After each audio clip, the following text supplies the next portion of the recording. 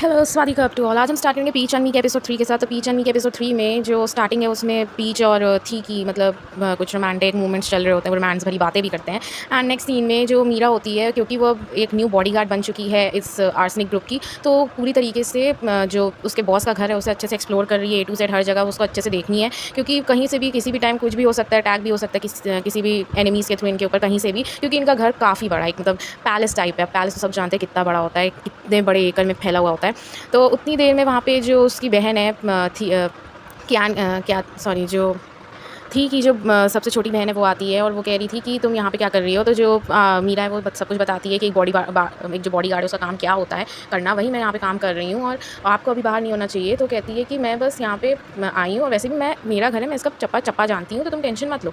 तो उसके बाद जो मीरा है वो कहती है ऐसा नहीं है, अकेले एक औरत के लिए बाहर अभी निकलना बहुत वो है, डेंजरस है, तो आपको अंदर जाना चाहिए। तो कहती है कि तुम भी तो औरत हो, तुम भी तो अकेले बाहर निकली हुई हो। तो कहती है कि मैं एक बॉडीगार्ड हूँ फिर भी, और मेरा काम है आपकी सिक्योरिटी की देख-रेख करना, आपका देख-रेख करना।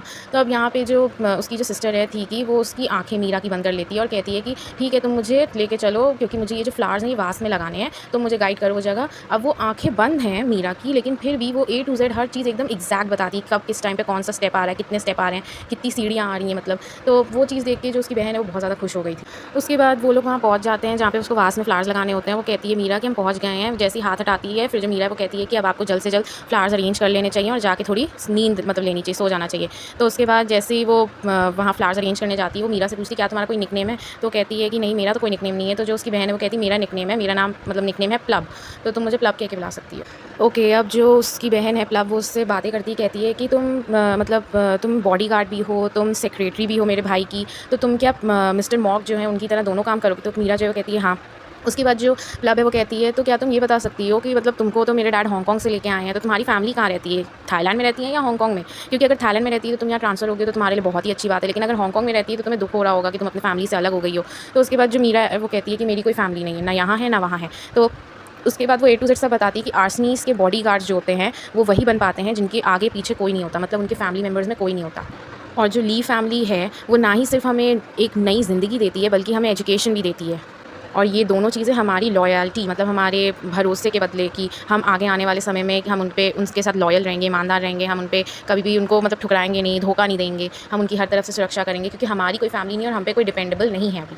उसके बाद जो मीरा है वो कहती भले ये लाइफ हमारी जो न्यू ज़िंदगी हमें मिली है, लेकिन हमारी ज़िंदगी अभी भी ली फैमिली की ही हाथों में है। तो उसके बाद जो प्लब है वो कहती है तब तो तुम्हारे लिए बहुत अच्छा है, तुम बहुत लकी, क्योंकि तुम मिस्टर थी जो है उसका बड़ा भाई उसकी सेक्रेटरी हो और यहाँ पे रहना तुम्हारे लिए काफ़ी सेफ़ है। उसके बाद वो जो मीरा कहती है कि तुम ये वर्ड तुम यहाँ सेफ़ रहोगी, ये वर्ड तुम काफ़ी ज़्यादा यूज़ करती। तो उसके बाद जो प्लब है वो कहती है वो इसलिए क्योंकि मेरा जो भाई है वो करके दिखाता है ये चीज़, सिर्फ बातों बातों में ही नहीं है, और वो पीच और मेरे साथ भी कैसे एक फैमिली बन के रहा है। अब ये वर्ड सुन के, ये सेंटेंस सुन के जो मीरा है वो उसके दिमाग में कुछ खटका, फैमिली बन के रहा है मतलब फैमिली क्या। उसके बाद जो प्लब है वो कहती है अगर आर्सेनीस के बॉडीगार्ड्स को अपने बॉस के बारे में हर चीज़ पता है तो उन्हें ये भी पता होना चाहिए कि पीच और मैं जो थी हम दोनों अनाथ थे, ऑर्फन्स थे। ओके, सो अब तक हमें लगा था कि जो प्लब है वो थी की सिस्टर है, लेकिन अभी हमें पता चलता है कि प्लब जो है वो पीच की सिस्टर है और वो दोनों बचपन से साथ में बड़े हुए हैं और वो दोनों ऑर्फन्स थे।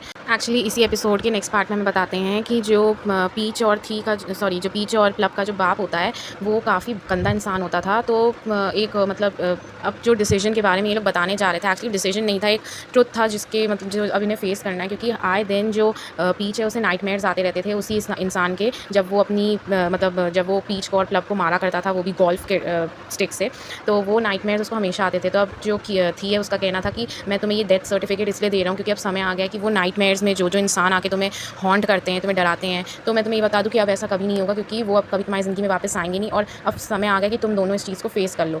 तो जो पीच है वो कहता है मुझे लगता है कि ये सही टाइम है अब प्लब को बताने का, क्योंकि अब वो काफ़ी बड़ी हो चुकी है, मैच्योर हो चुकी है। तो वो प्लब के हाथ में वो डेथ सर्टिफिकेट रखता है, वो डेथ सर्टिफिकेट और किसी का नहीं, उसकी मम्मी का होता है, उन दोनों की मम्मी का। और फिर जो प्लब है वो कहती है क्या ये काम उसी इंसान ने किया है। तो जो थी है वो कहता है नहीं, उसने नहीं किया, क्योंकि उसको उम्र कैद की सज़ा हो चुकी है ऑलरेडी। और यही बात तुम्हारी मॉम की, तो वो बहुत बीमार थी, उनके साथ कोई भी ऐसी बदतमीज़ी नहीं की गई थी जिसकी वजह से उनकी डेथ हुई हो, वो बीमार थी इस वजह से उनकी डेथ हो गई है। उसके बाद वो अपनी बहन को बोलता है कि मुझे लगा था कि मैं तुम्हें बता दूँ, लेकिन पहले मैंने सोचा था मैं तुम्हें ना बताऊँ और इन लोग को अपनी ज़िंदगी से हमेशा हमेशा के लिए हम दोनों की ज़िंदगी से भगा दूँ, मतलब दूर कर दूँ। लेकिन फिर उसकी बहन कहती तुमने मुझे बताने का कैसे सोचा। तो उसने कहा कि मैं थक गया हूँ और तुम भी थक गई हो इन चीज़ों से दूर भागते भागते, तो मैंने अब सोचा कि अब समय आ गया है कि अब तुम इतनी बड़ी हो गई कि मैं तुम्हें ये सब चीज़ें बता दूँ। अब नेक्स्ट सीन में वक़्त आ गया है कि दोनों भाई-बहन जाके अपनी मॉम को मिलें, तो वो लोग जाते हैं फ्लावर्स लेके अपनी मॉम के पास मिलते हैं उनसे, अपनी मॉम के पास फ्लावर्स रखते हैं, थोड़ी देर बैठते हैं वहाँ पे और उतनी देर में नेक्स्ट सीन में फ़नी मोमेंट चल रहा होता है मॉक और थी के बीच में। फिर जो मीरा है वो कहती है कि मतलब अब मैं वो फ़नी मोमेंट डिस्क्राइब करती हूँ। मीरा जो है वो कहती है कि जैसा आपने सर ऑर्डर किया था रेस्टोरेंट को कि जितना भी सैल्मन है सब आपके लिए रिज़र्व कर दें, उन्होंने रिज़र्व करके रख दिया है, कोई और स्पेशल रिक्वेस्ट है तो बता दीजिए। तो जो थी है वो कहता है नहीं और कोई स्पेशल रिक्वेस्ट नहीं है। मैं सिर्फ़ एक ऑर्डिनरी लाइफ़ चाहता हूँ जो कि मैं जी सकूँ और खुश रहूँ। फिर वो यहाँ पे मॉक को टारगेट करता है और कहता है और तुम कितनी दिन तक तुम ऐसे ही अपना कोल्ड वॉर जो है प्लान किया है चलाने का तुमने। उसके बाद जो मॉक है उसको पूरी तरीके से ज्ञान मिलता है, प्यार का ज्ञान, कैसे प्यार करते हैं, क्या करना चाहिए प्यार में, किसकी तरफ से, थी की तरफ से। तो जो मॉक है वो कहता है तुम क्या खुद को कोई लव गुरु समझते हो जो इतना ज्ञान दे रहे हो? और ये कह के वो गुस्से में जाने वाला होता है, लेकिन उससे पहले मीरा कह देती है कि क्योंकि मीरा को सही नहीं लगता कि वो वहाँ पे खड़े होकर इनकी कन्वर्सेशन सुने, क्योंकि थोड़ी पर्सनल कन्वर्सेशन है, तो कहती है मैं चलती हूँ, आप लोग कंटिन्यू करो। तो उतनी देर में दोनों के दोनों उसको मना कर देते हैं और जो मॉक है वो कहता है कि यहीं पे खड़ी रहो और इसके ऊपर ध्यान दो। और जो मॉक है वो कहता है अगर इसका मुँह बंद कर सकती हो ना तो और भी अच्छा होगा, मैं उस चीज़ को एप्रिशिएट करूँगा। क्योंकि अब यहाँ पे थोड़ी हद पार कर दी बेचारे ने मज़ाक में उसने कह दिया कि कम से कम मैं भले ही लव गुरु नहीं हूँ, लेकिन कम से कम मेरे और पीच के पास एक मैरिज सर्टिफिकेट तो है।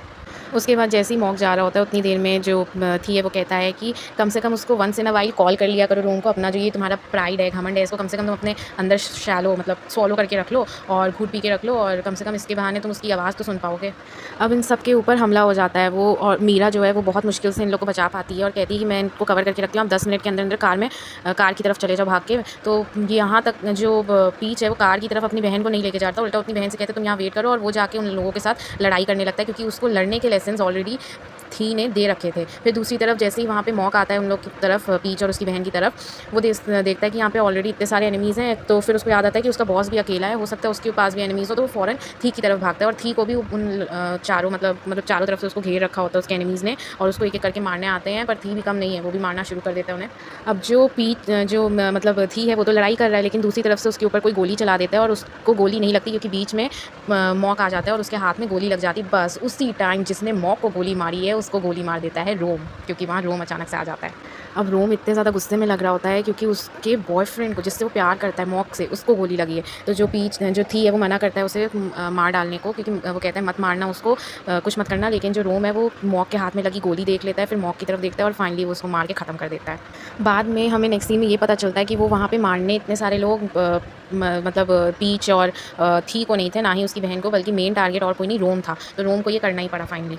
उसके बाद नेक्स्ट सीन में मॉक जो है क्योंकि वो बेहोश होता है, उसे इंजेक्शन दिया होता है, वो उठ गया होता है और उसी टाइम वहाँ पे रोम आता है और जो मॉक है वो कहता है क्या तुम मेरा वेट कर सकते हो? तो कहता है किस चीज़ का वेट? तो कहता है जब तक मैं फुल्ली रिकवर नहीं हो जाता मेरा वेट करना, फिर हम दोनों साथ में चले जाएंगे।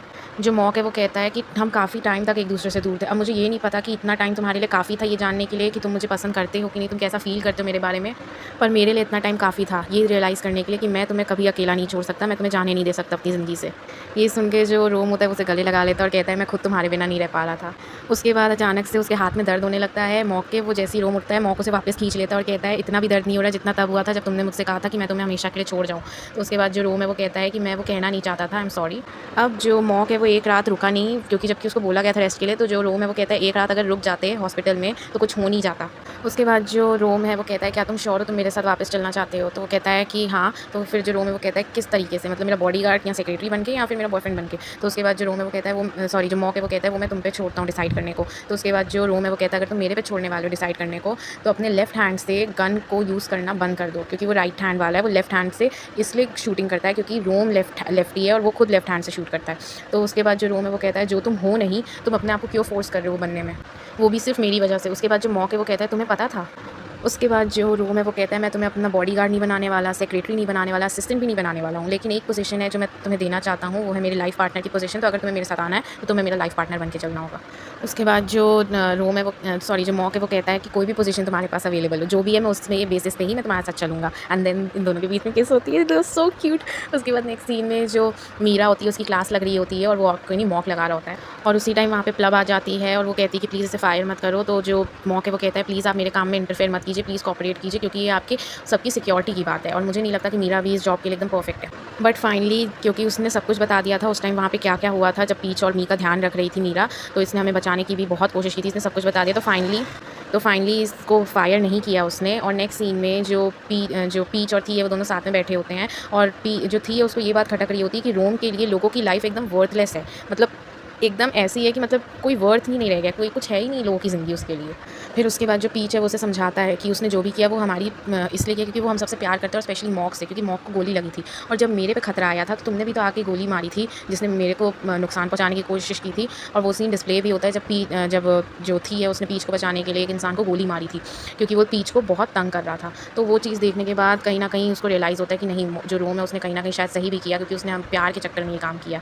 उसके बाद जो पीच जो थी है वो मतलब रोम को बहुत समझा रहा होता है, रोम को कि ये तुम्हारा भी घर है, तुम कभी ऐसा मत समझना कि तुम यहाँ पे कभी वापस नहीं आ सकते हो, क्योंकि वो उसका छोटा भाई है और उसको कहीं न कहीं क्योंकि एकदम अलग रख दिया, एकदम उसको अचानक से लीडर बना दिया, तो उसको थोड़ी टेंशन भी हो रही थी, उसने सब कुछ खो दिया था आखिर में। लेकिन एक बड़ा भाई होने के नाते वो सब कुछ उसे समझाता है। उतनी देर में वहाँ पे दूर खड़े जो मॉक और पीच होते हैं वो लोग अम्ब्रेला में खड़े होते हैं और जो पीच है वो कहता है क्यों ना एक बार बारिश रुक जाए तो हम लोग कुछ इंटरेस्टिंग करें। और इंटरेस्टिंग में क्या था, ये लोग बारबेक्यू कर रहे थे, सब लोग बैठ के एंजॉय कर रहे थे, खा रहे थे, और जो दोनों बच्चे हैं वो दोनों इधर उधर भाग के खेल रहे थे। ओके, अब जो ये तीनों हैं रोम, मॉक और थी, ये तीनों क्योंकि पहले भी ये तीनों ऐसे कैंपेन किए हैं, तो उस टाइम ये लोग उसी की बातें कर रहे थे और इन लोगों ने बताया था कि फायर, क्योंकि इसके जहाँ ये लोग कैंपिंग कर रहे थे वहाँ पे आसपास सूखी घास थी जिसमें आग लग गई थी इन लोगों की बेवकूफ़ी की वजह से। एक ही टेंट था इन लोगों के पास, क्योंकि बाकी टेंट जो थे वो जल गए थे, तो उस एक टेंट में इन तीनों को सुकड़ के सोना पड़ा था। लेकिन रोम को और जो थी उसको ये चीज़ अच्छी लगी थी, तो उसी टाइम जो मॉक है वो बेवकूफ़ी करता है, वो बोलता है कि अब क्या करें, इनके पास एक ही टेंट था इसलिए हमें एक ही टेंट में एडजस्ट करना पड़ा। ये चीज़ तो इनके दोनों के दोनों उसकी तरफ घुमा के मुँह देखते हैं और कहते हैं मॉक। हाँ, तो बात ये थी कि जो पीच है और सॉरी जो पीच और मॉक है वो दोनों साथ में बैठे थे, बाकी लोग जो थे वो बच्चों के साथ खेल रहे थे। तो उसी टाइम जो पीच है वो मॉक को बोलता है तुम्हारे जाने में अभी थोड़ा टाइम तो बाकी है ना, मतलब उसके दिमाग में फिर से कुछ खुराफात चल रही है। तो उसके बाद अब जब नेक्स्ट सीन है उसमें ये लोग अभी तो सिर्फ पीच है गाड़ी में बैठा हुआ है और मॉक जो थी है वो सामान रख रहा है सारा गाड़ी में, और वो लोग बात ही कर रहे होते हैं कि वो लोग दूसरे वेकेशन मतलब अपना वेकेशन बनाने जा रहे हैं, हनीमून वेकेशन। लेकिन उतनी देर में पीछे से रोम जो है वो अपनी मुंडी निकाल के सामने उनके एकदम बीच में दोनों के लिए आता है। वो कहता है कि मुझे बहुत भूख लगी। तो उसके बाद जो थी है वो कहता है अरे तुम तो जाने वाले थे हांगकांग, तो कहने लग गया तुम शायद भूल गए भाई कि मैंने कहा था जब तक मॉक एकदम अच्छे से रिकवर नहीं हो जाता तब तक मैं नहीं जाने वाला कहीं पे भी। उसके बाद जो थी है वो पीछे देखते, वो देखते हैं मॉक भी बैठा है। तो उसके बाद जो मॉक है वो हिचकिचाते हुए बेचारा बोलता है रोम की तरफ देख के थी को कि अभी भी मुझे थोड़ी चोट लगी, अभी भी मुझे थोड़ा दर्द है। हाँ, ये बात है कि चींटी के माफिक थोड़ा दर्द हो रहा है, लेकिन हो तो रहा है। एंड फाइनली ये लोग निकलते हैं वेकेशन मनाने। अब वो बात अलग है कि रोम और मॉक का हनीमून वेकेशन भी होता है शादी से पहले, एंड इन दोनों का हनीमून वेकेशन होता है शादी के बाद। तो फाइनली ये लोग करते हैं हनीमून, एंड नेक्स्ट एपिसोड में हमें पता चलेगा कि हनीमून में क्या क्या एक्साइटिंग चीज़ होने वाली है इन लोगों के साथ। तो नेक्स्ट एपिसोड के लिए स्टे ट्यून्ड, बाय।